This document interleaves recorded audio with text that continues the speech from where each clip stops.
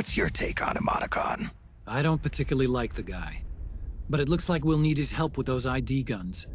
Sonny's been doing a little sleuthing for us.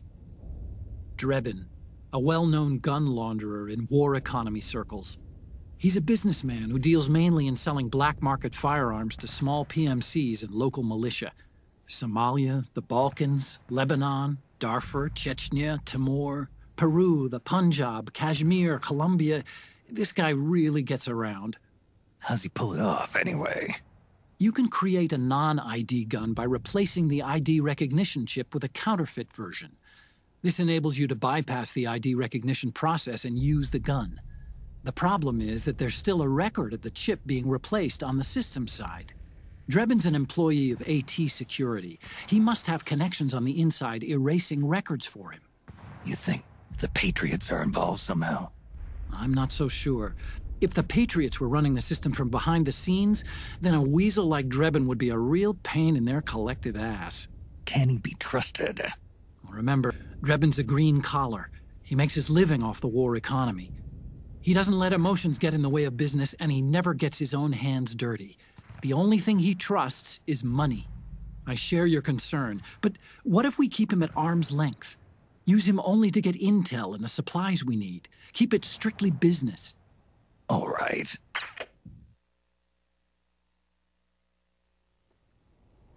So, we ready to make a deal or what? Okay then, let's talk business. This is a war zone. There's product coming in here by the truckload. And you'll be picking up a lot of guns in the field, I'm sure. Whatever guns you don't need, I'll take and buy them off you. That'll earn you points you can cash in for services. Like what? I'll launder your ID guns, no more locks. And I can also sell you the guns I've got in stock. Let me show you.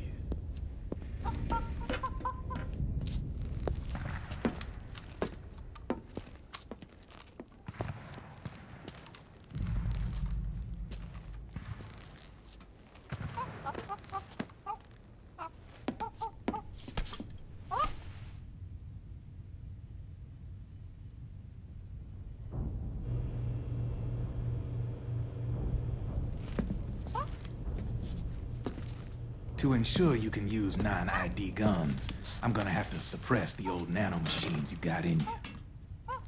Otherwise, they'll interfere with the system. Here, stick yourself with this. It's full of suppressor nanomachines. Relax, it won't hurt. You're scared of needles or something?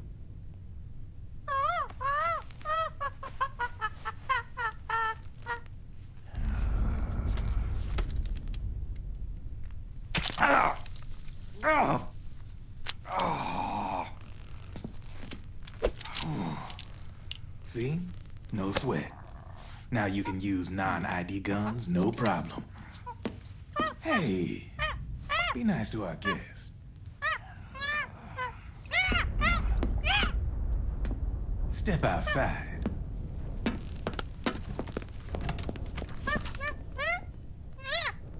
Boo.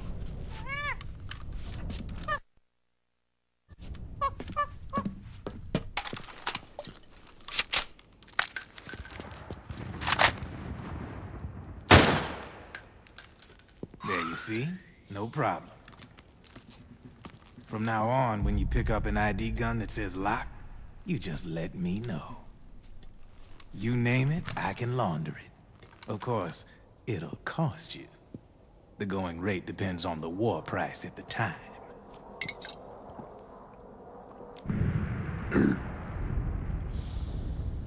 Man, I gotta give this shit a rest. Looks like you're doing pretty well for yourself. You might say that. What with the war economy and all, and the system clamping down on things. System codes are the law now, and control's essentially absolute, paving the way for fat profits if you're willing to bend the law. Demand keeps on growing thanks to the war economy. I sell ID guns to the PMCs and state armies, and naked guns to terrorist groups and paramilitaries. And these ID guns can't be sold on the black market. System's practically a license for us arms dealers to print money. Privatizing the military's made the PMCs big and bloated. And the fatter the PMCs get, the line between civilian and soldier is gonna get real blurry.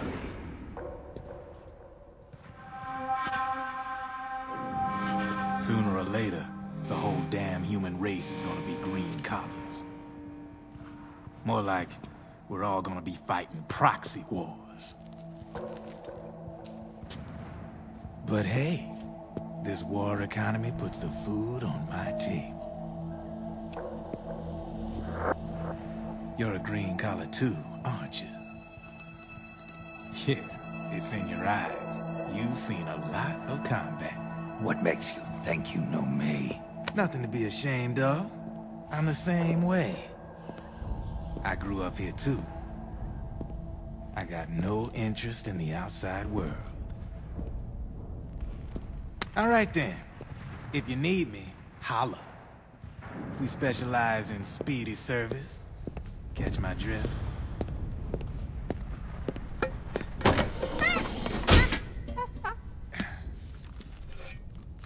I have you.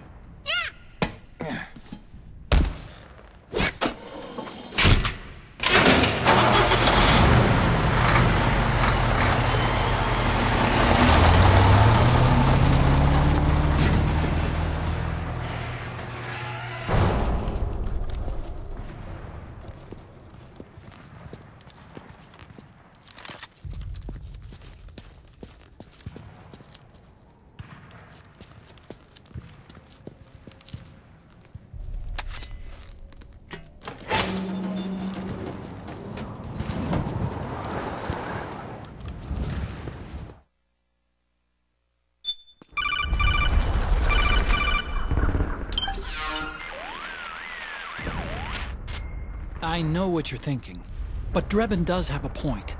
The world depends on war, on the war economy. Can you imagine what would happen if war just disappeared overnight? Otacon, you and Drebin both mentioned something about a war price earlier. What did you mean by that? It's a kind of market price, one that fluctuates according to demand, not only for PMCs and military industry, but for the production, distribution, and energy supply networks that support them. It's been growing by leaps and bounds, and investors are really starting to take notice. As the fighting in any given area becomes increasingly intense and prolonged, the war price goes up. No doubt Drebin's rates are linked to that war price. The longer and bloodier a battle becomes, the higher service prices are going to get. To put it another way, the quieter things are, the better the bargains. Snake, we'll use the Mark II to deal with Drebin from here on out. He's what you might call a street vendor. The Mark II can act as a kind of delivery boy, connect you with it. I'm adding a Drebin menu item to the Mark II's weapon menu. Whenever you pick up multiple units of the same weapon, any extras will automatically be sold to Drebin. Any ammo that's inside gets added to your cache. In other words, you keep the ammo, and the weapon itself gets traded to Drebin for points. I see. You can then use the points you've earned to unlock ID guns or buy new weapons. Sounds good. We should assume Drebin has other agents collecting guns for him besides you, Snake. You know, freelance green collars who collect weapons in exchange for services? Guess I'll have to rely on him for now. Okay. Now go meet up with our informants, Rat Patrol. Snake, hurry and get to the rendezvous point with our informants. First, you'll have to get to the other side of that collapsed building. The only way across is straight through.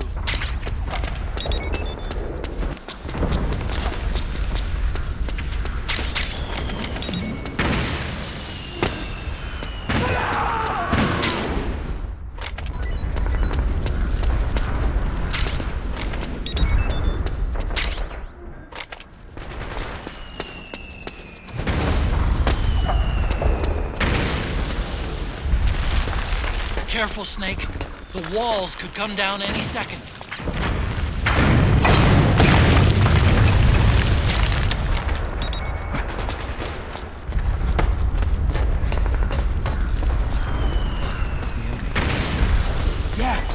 see him! Got my back?